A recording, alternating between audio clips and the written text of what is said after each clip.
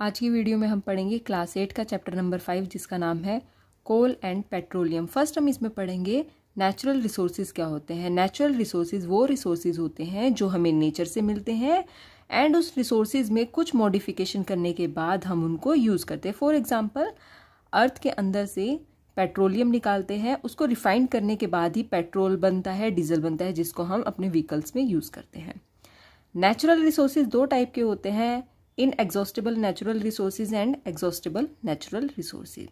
Inexhaustible natural resources वो resources होते हैं जो हमारे नेचर में अनलिमिटेड क्वांटिटी में प्रेजेंट हैं और उनका कितना भी यूज़ कर ले ह्यूमन वो कभी ख़त्म नहीं हो सकते। उनके एग्जाम्पल हैं sunlight and air. Exhaustible natural resources वो रिसोर्सेज होते हैं जो लिमिटेड अमाउंट में हमारे नेचर में प्रेजेंट होते हैं एंड उसको ज़्यादा से ज़्यादा यूज़ अगर हम करेंगे तो वो ख़त्म हो जाएंगे। ठीक है, इनके एग्जाम्पल हैं forest, coal, petroleum, natural gas and minerals. अब हम पढ़ेंगे फॉसिल फ्यूल्स क्या होते हैं। देखो, जो एग्जॉस्टेबल नेचुरल रिसोर्सेज हैं जैसे कोल, पेट्रोलियम एंड नेचुरल गैस, ये सभी फॉसिल से बने होते हैं। फॉसिल्स क्या होते हैं? Dead remains of living organisms. ठीक है, फॉसिल से बने हैं तो इसलिए इनको फॉसिल फ्यूल्स भी बोलते हैं। फॉसिल फ्यूल्स के बाद है कोल। कोल मतलब कोयला। जो कोयला होता है वो पत्थर की तरह हार्ड होता है, कोयले का कलर ब्लैक होता है। कोयले का यूज कहाँ किया जाता है? खाना बनाने के लिए किया जाता है एंड कोयले का यूज थर्मल प्लांट्स में इलेक्ट्रिसिटी को प्रोड्यूस करने के लिए किया जाता है। अब कोयले की फॉर्मेशन हुई कैसे? देखो, अब आप कहोगे कि लकड़ी जला लो उसके बाद भी कोयला बन जाता है, ठीक है, लेकिन आप देखोगे कि वो कोयला सॉफ्ट होता है, आप उसको इजीली अपने हाथों से भी तोड़ सकते हो। लेकिन यहाँ पर हम बात कर रहे हैं उस कोयले की जो पत्थर की तरह हार्ड होता है, उसकी फॉर्मेशन कैसे हुई। देखो, हुआ क्या था, 300 मिलियन ईयर पहले जब बहुत सारे अर्थक्वेक आते थे, बाढ़ आती थी, उस टाइम पर फॉरेस्ट के पेड़ टूटकर मिट्टी के नीचे दब जाते थे। ठीक है, पहले तो एक ही लेयर के नीचे दबे थे, फिर क्या हुआ, टाइम के साथ क्या हुआ कि उस मिट्टी की एक लेयर के ऊपर मिट्टी की दूसरी लेयर आ गई, तीसरी लेयर आ गई, चौथी लेयर आ गई। तो इस वजह से क्या हुआ, जो ये टूटे हुए पेड़ थे ना मिट्टी के नीचे, ये अर्थ के बहुत अंदर चले गए। अब अर्थ के अंदर का प्रेशर हाई है, टेम्परेचर भी हाई है, तो under high pressure and high temperature ये जो बर्ड फॉरेस्ट थे ना वो कोल में चेंज हो गए। ठीक है, यहाँ पर लिखा हुआ है the slow process of conversion of dead vegetation into coal is called carbonisation. ठीक है, अब क्या है कि इस कोल को बनने में कितना टाइम लगा? 300 मिलियन ईयर्स। तभी कहा गया है कि जो कोल है वो एग्जॉस्टेबल नेचुरल रिसोर्सेज हैं। ठीक है, अगर ह्यूमन ने इनको कंप्लीटली यूज कर लिया तो इनको बनने में दोबारा कितना टाइम लग जाएगा? 300 मिलियन ईयर्स या फिर उससे भी ज्यादा। उसके बाद है कोल टार। जो कोल टार है वो ब्लैक थिक लिक्विड होता है जिसकी स्मेल अनप्लेजेंट होती है। ये 200 सब्सटेंसेस का मिक्सचर होता है। इसका यूज किया जाता है in the synthesis of synthetic dyes, drugs, paints, plastics and perfumes. उसके बाद है कोक। जो कोक है वो tough, porous, black and pure form of carbon होता है। इसका यूज किया जाता है in the manufacture of steel and in the extraction of many metals. उसके बाद है पेट्रोलियम। जो हम अपने व्हीकल्स को चलाने के लिए पेट्रोल एंड डीजल को यूज करते हैं वो कहाँ से ऑब्टेन्ड किया जाता है? नेचुरल रिसोर्स से, और उस नेचुरल रिसोर्स को बोलते हैं पेट्रोलियम। जो पेट्रोलियम वर्ड है ये दो वर्ड से मिलकर बना है, पेट्रा एंड ओलियम। पेट्रा का मतलब होता है रॉक एंड ओलियम का मतलब होता है ऑयल। ठीक है, इसका मतलब ये है जो पेट्रोलियम है वो रॉक के बीच में से निकाला जाता है। ठीक है, ये देखो यहाँ पर यही लिखा है petroleum is mined from between rocks under earth. Earth के अंदर जो रॉक्स होती हैं उनके बीच में से पेट्रोलियम निकाला जाता है। अभी हमने पढ़ा कि जो पेट्रोल एंड डीजल हम अपने व्हीकल्स में यूज करते हैं वो पेट्रोलियम से बनता है, लेकिन क्वेश्चन ये है कि पेट्रोलियम कैसे बनता है अर्थ के अंदर। यहाँ पर देखिए, petroleum was formed from organisms living in the सी।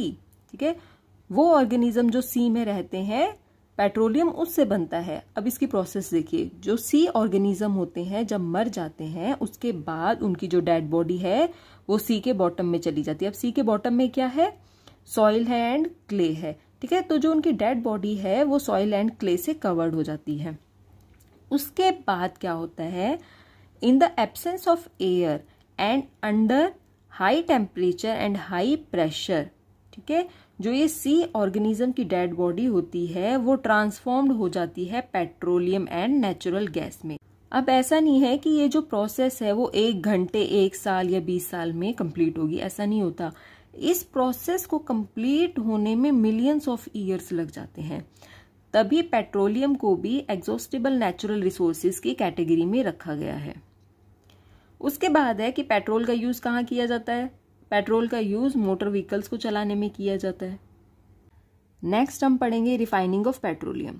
देखो, पेट्रोलियम को अर्थ के अंदर से निकाला जाता है, ठीक है। जब अर्थ में से निकाला जाता है पेट्रोलियम को, उस टाइम पर इसमें बहुत सारी इम्प्योरिटीज प्रेजेंट होती हैं, तो इसको पेट्रोलियम की फॉर्म में हम यूज नहीं कर सकते, ठीक है। जब अर्थ से निकाला जाता है उस टाइम पर पेट्रोलियम डार्क ऑयली लिक्विड होता है। इसका जो ऑर्डर होता है यानी कि जो इसकी स्मेल है वो अनप्लेजेंट होती है, ठीक है।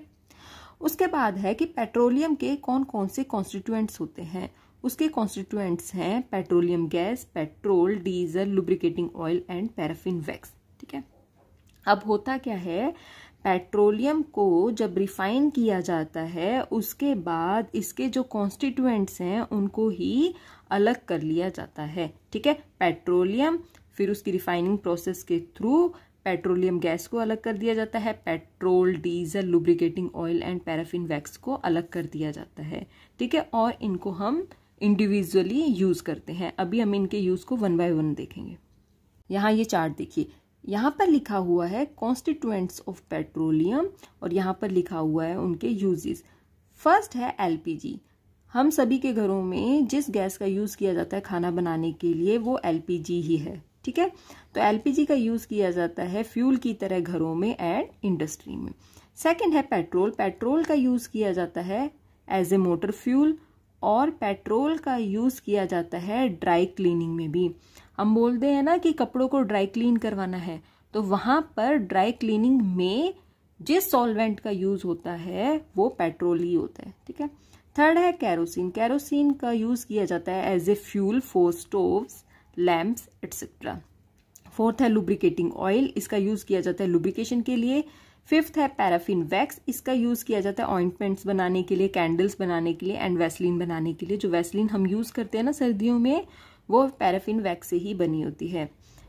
सिक्स्थ है बिचुमन। इसका यूज किया जाता है पेंट्स बनाने के लिए, रोड की सरफेसिंग के लिए भी इसका यूज किया जाता है। रोड की सरफेसिंग मतलब आपने देखा होगा कि जब रोड बनती है तो उसके ऊपर ब्लैक कलर का तारकोल बिछाया जाता है, ठीक है, वो यही होता है। सेवंथ है डीजल। डीजल का यूज किया जाता है फ्यूल की तरह for heavy motor vehicles, electric generators को चलाने में भी डीजल का यूज किया जाता है। नेक्स्ट हम पढ़ेंगे नेचुरल गैस के बारे में। जब पेट्रोलियम को रिफाइन किया जाता है तो नेचुरल गैस भी बनती है। अब नेचुरल गैस को यूज क्यों किया जाता है एंड इसके क्या क्या यूजेस है वो हम यहाँ देखेंगे। इसको इसलिए यूज किया जाता है क्योंकि इसका जो ट्रांसपोर्टेशन है वो इजी है। इसको पाइप के थ्रू इजीली ट्रांसपोर्ट किया जा सकता है। सेकंड ये है कि इसको इजीली स्टोर किया जा सकता है under high pressure as compressed natural gas. Compressed natural gas मतलब सीएनजी। सीएनजी सभी ने सुना होगा, ठीक है। अब जो सीएनजी है, सीएनजी क्या है, नेचुरल गैस ही है। इसका यूज कहाँ पर होता है, इसको पावर जनरेशन के लिए भी यूज किया जाता है। सेकेंडली इसको व्हीकल्स में भी यूज किया जाता है एज ए फ्यूल, ठीक है। अब इसको क्यों यूज किया जाता है, क्योंकि ये लेस पॉल्यूटिंग होती है as compare to petrol and diesel. इस चैप्टर में अभी तक हमने पढ़ा कि हमारी अर्थ पर कुछ लिमिटेड नेचुरल रिसोर्सेज हैं जैसे कोल एंड पेट्रोलियम। अगर हमने इसका ज़्यादा से ज़्यादा यूज़ किया तो ये हमारे अर्थ पर से ख़त्म हो जाएंगे, ठीक है। इसके लिए इंडिया की एक एसोसिएशन है जिसका नाम है पेट्रोलियम कंजर्वेशन रिसर्च एसोसिएशन, जिसे PCRA भी बोलते हैं। इन्होंने लोगों को बताया है कि किस तरह से ड्राइविंग के टाइम पर पेट्रोल एंड डीजल को सेव किया जा सकता है। यहाँ पर कुछ पॉइंट दिए गए हैं जिनमें नंबर 1 है drive at constant and moderate speed as far as possible, ठीक है। जब ड्राइविंग कर रहे हो उस टाइम पर जो स्पीड है वो कांस्टेंट रहेगी या फिर मॉडरेट स्पीड रहेगी, तो जो फ्यूल है वो कम बर्न होगा, ठीक है। सेकंड है switch off the engine at traffic lights. जब रेड लाइट हो जाती है उस टाइम पर इंजन को बंद कर देना चाहिए ताकि जो पेट्रोल एंड डीजल है उसको सेव किया जा सके। थर्ड है एंश्योर करेक्ट टायर प्रेशर। अगर टायर प्रेशर करेक्ट होगा तो जो पेट्रोल है वो भी कम कंज्यूम होगा। फोर्थ है ensure regular maintenance of the vehicle. अगर व्हीकल को मेंटेन करके रखोगे तब भी जो पेट्रोल या फिर डीजल जो भी यूज़ कर रहे हो उसका कंजप्शन कम होगा।